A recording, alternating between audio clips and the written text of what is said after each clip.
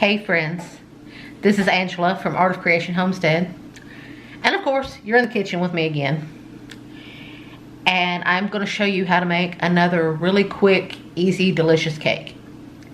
Now, the reason I'm showing you so many quick, delicious, easy cakes, both of these that I'm now showing you have been great recipes for fall, or for any fall potluck you may be going to, or family reunion, or church dinner. But they're also great for your Thanksgiving table because they're quick and easy to stir up, and they're just delicious and just a great thing for harvest or fall. So today, the cake that I am making today is an old-fashioned apple dapple cake. You may or may not have heard of apple dapple cake, but it is an amazingly dense, very appley, wonderful apple snack cake. Not stack cake, snack cake. And it is so delicious. And then we are going to top it with a brown sugar caramel glaze. Tell me that is not to die for. Okay, now let's get started. First thing you want to do, you want to preheat your oven to 350 degrees, or the Celsius equivalent thereof.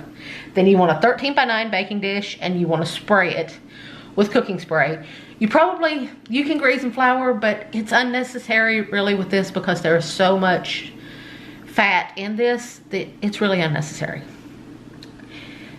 So, here are your dry ingredients. This is 3 cups of all-purpose flour, 1 teaspoon of baking soda, not baking powder, baking soda, 3/4 of a teaspoon of salt, 1 teaspoon of cinnamon, and this is my little addition that you're not going to often see in apple dapple cake, but I love it with apples. It is 1/2 of a teaspoon of allspice.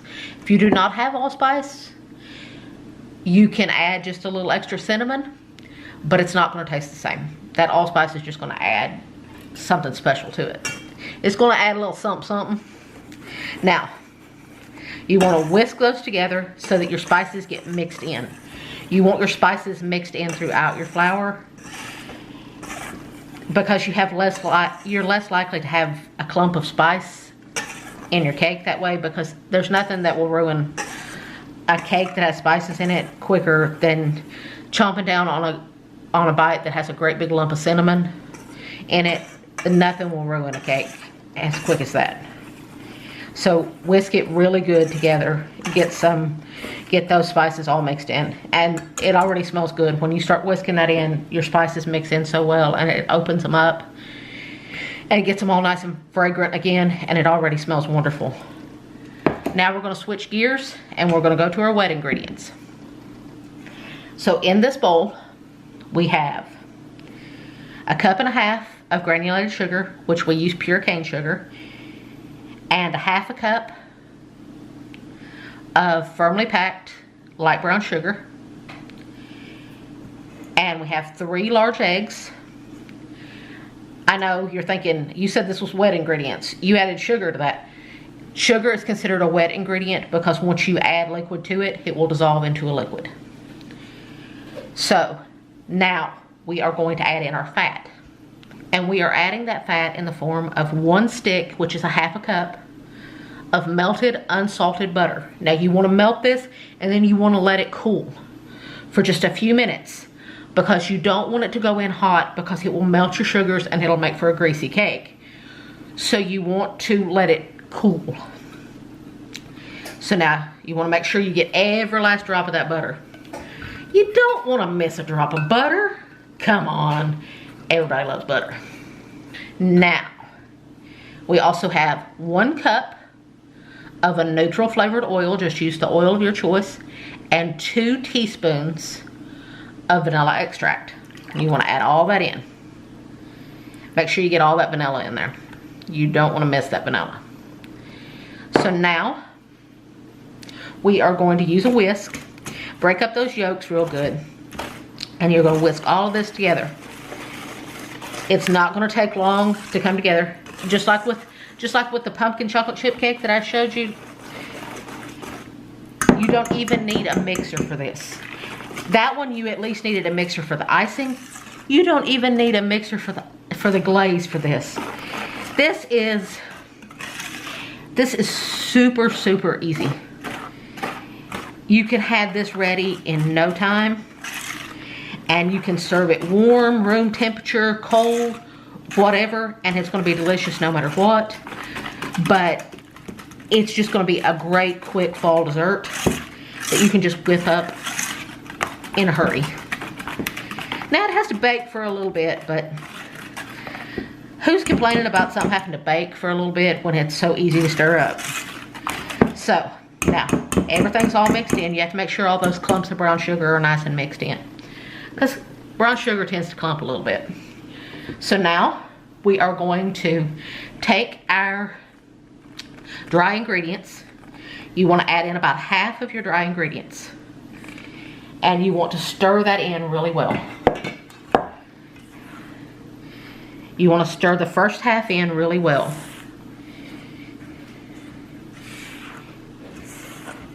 And be sure and scrape the sides. Be sure and scrape the bottom. Make sure you get all the flour and all that yummy spice. Make sure you get all that incorporated. You do not want to leave behind any of that. Now, as you can see, that first installment of our dry ingredients is pretty much mixed in. There's very little left there. So now we're gonna add in the other half. Now, this one you want to mix until it's most of the way mixed in. And I'll show you why you don't want to mix it in completely in just a minute. When we get to that point, I'll show you. And see, we're to that point now, where you still have a lot of flour in there. The reason you want to do that, you want that flour to coat your apples a little bit. You want it to coat them just a little bit so that they don't all tend to want to sink to the bottom. So now we are adding 3 cups of chopped apples. As you can see, they're just cut in small pieces, peeled and chopped. And you want a firm apple for this. You do not want a mushy apple for this. You want something firm. You want a Granny Smith. You want, I'm using Fuji. Fuji is one of our favorites. So you want something like that. You want something nice and firm. You can use Granny Smith, you can use Fuji, you can use wine sap. Basically, any nice firm apple will do. Honeycrisp, anything like that will do. Any apple that is nice and crisp that you like to eat out of hand is your best bet for this cake. At this point, you can also add, if you like nuts, this cake can also do well adding some nuts. You can either add about a half a cup of walnuts or a half a cup of pecans. Either one is fabulous in this. I'm just going straight up apple this time, no nuts for this one, but you can add nuts. But that is optional. Now you want to make sure you get all that flour in, but do not overmix, because if you overmix, you'll work that gluten and you'll end up with a tough cake instead of a moist, tender cake. See, all of our flour is worked in now. See, it's very thick.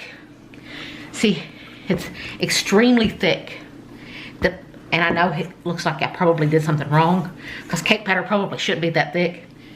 It's perfect for this cake. A lot of times you'll see apple dapple cake. If you know what it is, a lot of times you see it made in a bundt pan. Not everybody has a bundt pan. And not everybody wants the headache of messing with a bundt pan either, because face it, they're tricky to work with. So I'm just doing it in a 13 by 9. This is a 13 by 9 glass baking dish. You can use metal. Depending on the type you use, it will take longer or shorter amount of time to bake the cake. So you'll have to keep a close eye on it. But I am using glass. Now you want to put all that batter in there. And like I said, it's thick. It's thick and gooey. But this is exactly how you want it. This is exactly how you want this batter. You don't want it loose. You don't want it runny. You don't want it that you can pour it into your pan. You want it that you have to spoon it into your pan. That's when you know this batter is right. It's when you have to spoon it into your pan like I'm having to do here. And then you have to take something and spread it out. It's not going to run to the corners. You want to be able to spread it out, because this cake is going to get even better later when we make the glaze. It's going to get even better, because everybody knows brown sugar and apple goes great together, and caramel and apple goes great together. So you want to spread this out in a nice even layer, and you want to pop this in to your preheated 350 degree oven, and you will let it bake till the toothpick inserted in the center comes out with moist crumbs, not wet batter, not dry, but with moist crumbs. I'll show you what it looks like when it comes out.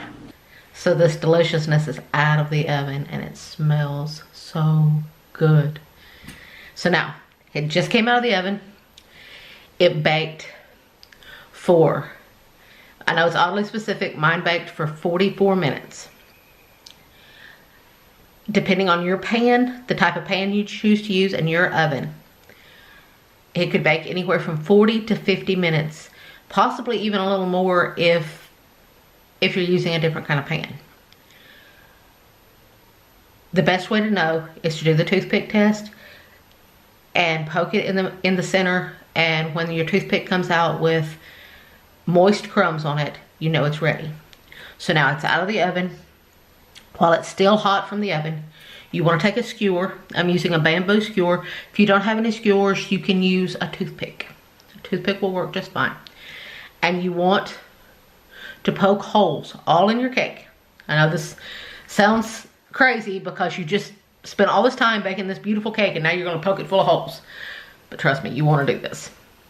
Don't poke all the way to the bottom. Poke about halfway down. And just poke holes all in it. As you can see, we've now got holes poked all in it. Trust me, I haven't gone crazy. Now we're going to go make that beautiful glaze. We are now at the stove, and in this sauce pot we have 1 stick, which is a half a cup of unsalted butter, and we have 1 cup of firmly packed light brown sugar.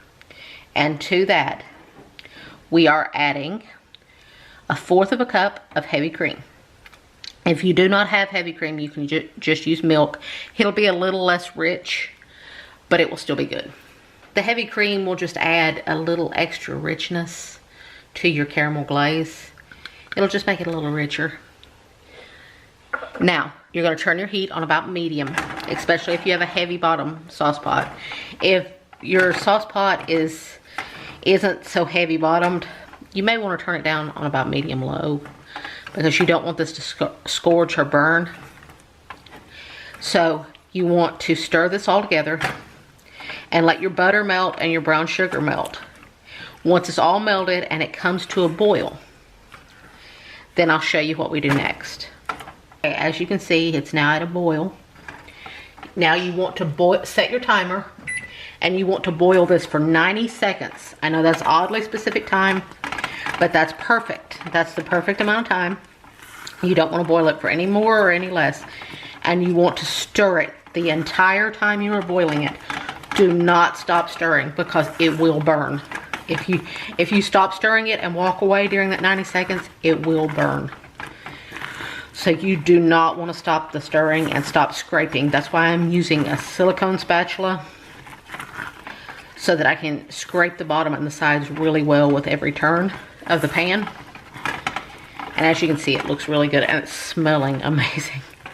It's smelling absolutely delicious. Oh, look at that gloriousness right there. It is absolutely beautiful. It's an absolutely beautiful brown sugar caramel sauce. You could even make this just to put on some ice cream. I'll tell you that. It's that good. You can make this and just put it on some ice cream. It's that delicious. Our time's almost up. Okay. Our time's up. Now you turn off the heat. So now we are going to take our luscious caramel sauce and we are going to just pour it over the top. Make sure you pour it where the holes are at, because you want this to seep down in the holes. That's why you poke the holes in the cake, because you want this caramel glaze to seep down into your cake. I know. That sounds amazing. Trust me, it's gonna be. It's gonna be some amazing stuff here. Now you wanna make sure you pour it all over those holes.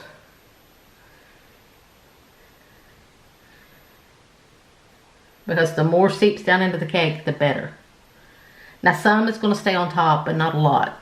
A lot of your glaze is it's gonna give it a nice sheen on top. You're gonna have a nice little glaze on top, but mostly your caramel glaze is going to seep down into the holes and seep down into the cake, which is going to make it amazing.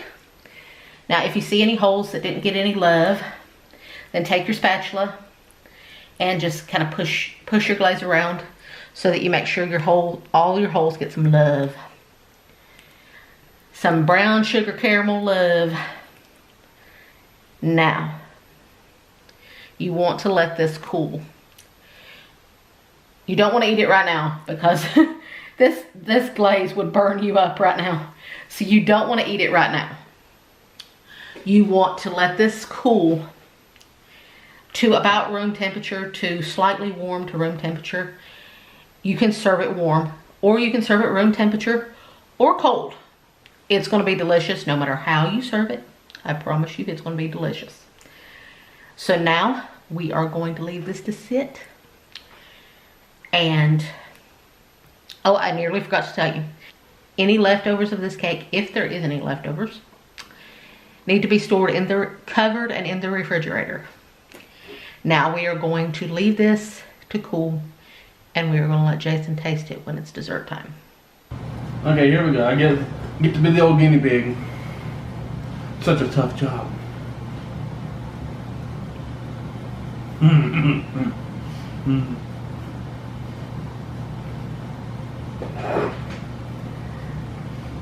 It's delicious. I ain't like, really, did you expect anything else? It's wonderful, obviously delicious, appley, good brown sugar caramel thing on top that Angela K did. Obviously it's wonderful. You guys, I don't know what you expect, but it's so good. Great flavor overall, good, beautiful, moist cake. So I'm going to indulge, and you guys are going to have to leave, okay? So, alright, thank you guys so much for watching. Alright, I'm Jason, that was Angela K. We love you guys. God bless you. Goodbye.